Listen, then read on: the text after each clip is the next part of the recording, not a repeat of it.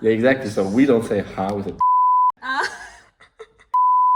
他们不是工作跟课业交替嘛？那在来学校的过程，他们也会参与蛮多课外活动，生活就蛮丰富，又可以早一点跟职场接轨。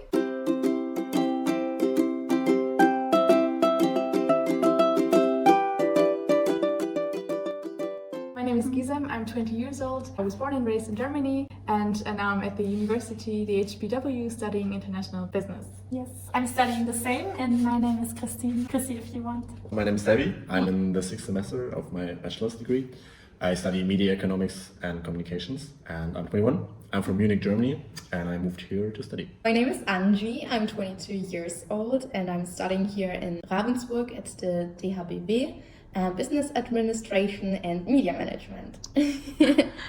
The good thing is that you get like the education that you demand, I guess, because there are some people that just don't need that many classes or don't want to go to university, which is fine. But it has some downsides because at the time you pick your school, you're only 10 years old, so you aren't really old enough to take any decisions that are so core to your further life. So I guess there are many people maybe don't care about math or German, and then they have bad grades, so they get into the lower type of school. Lower and upper type. Well, the thing is, I don't want to call upper. I think that's actually the problem because people think that they must go to the upper type of school to actually succeed in life, which is not true. I feel like more people should just go to the lower type of school, which just has less years, and then focus on practice, on an apprenticeship, and then just get a job and earn money. Okay, this might be annoying. I know, so all right. That's problematic because many parents like push the children to the upper type of school because they think that that's the only way to succeed, but that's not true. I think basically the school system enabled us to be here and study here because you need a certain degree. After gymnasium, which we both did, you're able to study here. Also because it's a nice system. It's Yeah. a dual system, so you have your practice, so it's cool. Yeah. So you have both in one. And work experience, which is really like a good thing to have. So this university here is kind of special because it is a dual one. It means that you have practical time, also theoretical periods here in the university. So you switch every 3 months. I chose this one because practical time for me was really important. The reason why I study here is because I work for a company and I really like the company. It's a television company and they collaborate with just this university. So this is why I ended up here. But yeah, I basically picked my company because of my personal interest. You can't just go to university first, enroll here, and then pick a company, but you first pick the company. Yes. If they hire you to become a dual student, you automatically enroll here. It's kind of also a regional thing because, there in Germany there are a lot of regions like Bavaria or here we are in Baden-Württemberg. And in Baden-Württemberg, it is really common to do this dual system. That's also the reason why a lot of German students come from like the northern part just for the 3 months here in Ravensburg, and then for the practical time in their companies, they will go back at home. Like big universities with a lot of students, so maybe I think they're focusing more on the theoretical knowledge, but here's like where we practice oriented. Yeah, and we're also having more smaller courses here, so the maximum would be 30 people in one course. So you have a very direct relation to your teacher because universities they are very theoretically. You're studying at least 3 years and you're not really aware of the working field.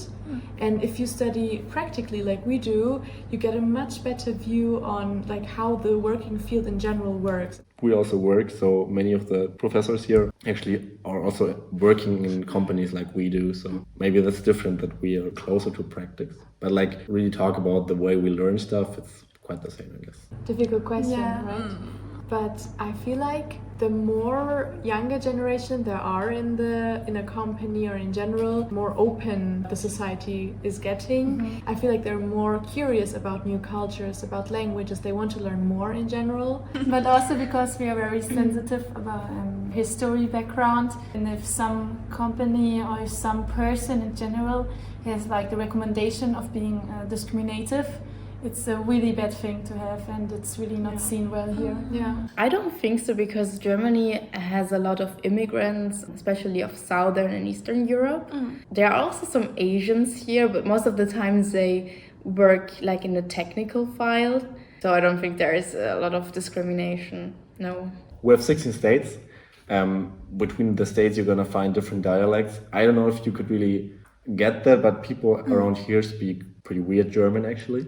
Older people can speak a pretty decent dialect, and people from the north might not get that. I mean, for example, if I introduce myself in normal German, I would be like, mein Name ist Severin, ich bin 21 Jahre alt, ich komme aus München. And in dialect I would say, ich bin Severin, ich bin 21 Jahre alt und ich komme aus Minga. There are some differences, and I mean, in the end of the day, we are one country, but also like when it comes to food, traditions, for example, Oktoberfest, which I just mentioned, is super Bavarian. Like, sometimes people from the north actually get annoyed when like foreigners think that this represents the entire like land, Germany, but it's actually just one state. My favorite city that I've been to so far would be Trier. It's like in the west part of Germany. It's one of the oldest cities in Germany. Genau. Because you are the first person who tells me that it's the most Go beautiful there. place, so I think it's a nice Yeah. recommendation. And Berlin is like really nice, but it's like has a really different culture to compared to the whole Germany. I would recommend the southern part of Germany because it is warmer, first of all. And second, there's much more like nature and mountains in the Alps and beautiful scenics. So I'm from Munich. I think there are many beautiful places. I mean, Munich is located in Bavaria. In general, has like great nature, Alps, beautiful lakes. And if you visit Munich in September, October, you can visit the Oktoberfest. I also get it's some tradition for me. I also get dressed up and this kind of stuff. So I really can recommend that.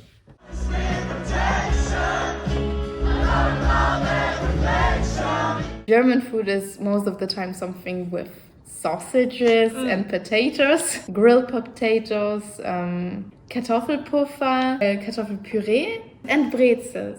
You like it? Of course, yes! I almost eat it every day. I think one classic Swabian dish would be Dinnerdag.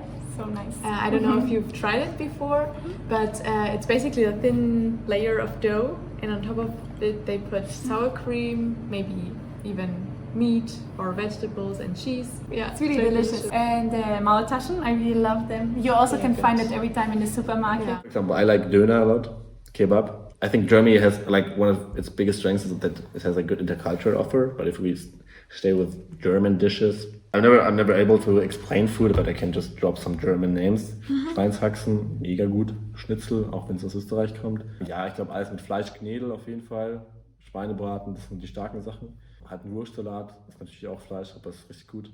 I guess that's it. Yeah. Genau, or do you know the word doch? You can't do that, you say doch. It's like yes, but when you disagree with somebody.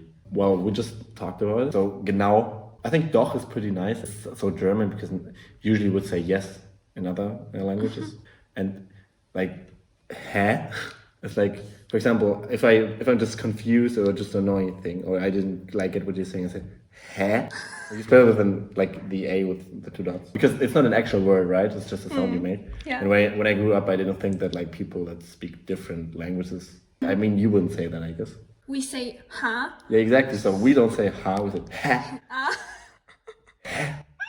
I think probably the sentence schön dich kennenzulernen because it's nice to meet you or very nice to meet you, and I think it's always a nice thing to say and you can say it to everybody. There is one word in Germany which is the longest word. So the word is Donau-Dampfschifffahrts-Elektrizitäten Hauptbetriebswerks-Bauunternehmensbeamtengesellschaft. One word. German is really known for its very long words and compound words. 好，那在访问结束之后，我想说跟大家做一个小小的总结，分享一下我自己互动完的心得。首先，我一开始就知道他们这边是实施双轨制，就是工作跟课业并行，但是我不知道详细的规定是怎么样。访问之后才发现哦。他们是课业3个月接工作3个月，这样是一个 semester， 学校跟公司两边跑。那他们在入学之前就会先找到公司，拿到 offer 之后再来 apply for 这间学校。我对于这件事情蛮惊讶一点的，等于是说他们在高中毕业之后就差不多决定自己想往哪个行业去发展钻研，因为合约一绑就是3年，他们大学读3年才毕业，你没有办法中途跳槽到别的公司或是什么的。在台湾你想要配合实习跟工作，如果是那种比较正式的实习，你一周至少要抽个3-4天进公司。那如果像他们这样时间是被明确的切割开，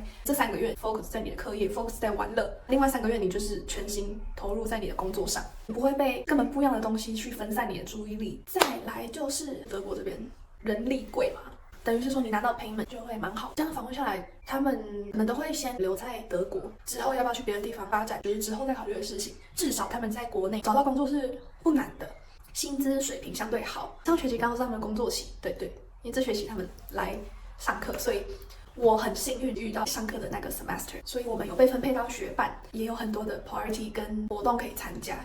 我觉得德国人没有我想象中刻板印象嘛，就是人对自己不熟悉的东西总会有一些 stereotype。我在来之前就是也听说一些德国人务实，稍微冷漠一点，但我在学校里面遇到的所有人，可以说是 everyone 都很好。都很 nice， 很愿意帮忙你所有的事情，然后你有问题也都很乐意去解答你。我会蛮喜欢这种感觉的。对，好，总之希望大家看完自己的访问，跟我一些小小的心得分享跟总结，可以有一点收获。对，我自己其实在那个过程中是收获蛮多的，就觉得跟我原本的想象，我的眼界可能就这么狭隘，出来就是有被开阔，就感觉我的天花板被提高了，好像可以不止这样，就这种感觉。整个大环境对人的影响真的是蛮剧烈的，会体现在很多不同的方面。有时间有机会的话，把握这种资源，世界真的很大，就还是推荐大家多出来走走看看。祝大家好运，顺顺利利，勉励。Very careful. Dual University. Sorry again. How was it? 讲爸爸。 Yeah, I remember that. I said, I don't even know your name. No, wait. Right. Yaching Cho. Chang. Yaching Chang. Yeah, listen, that's Wendy's name. Wendy. Yeah. Huang Qi-wen. So Qi-wen Huang in English, like. Okay, super. I couldn't learn Mandarin.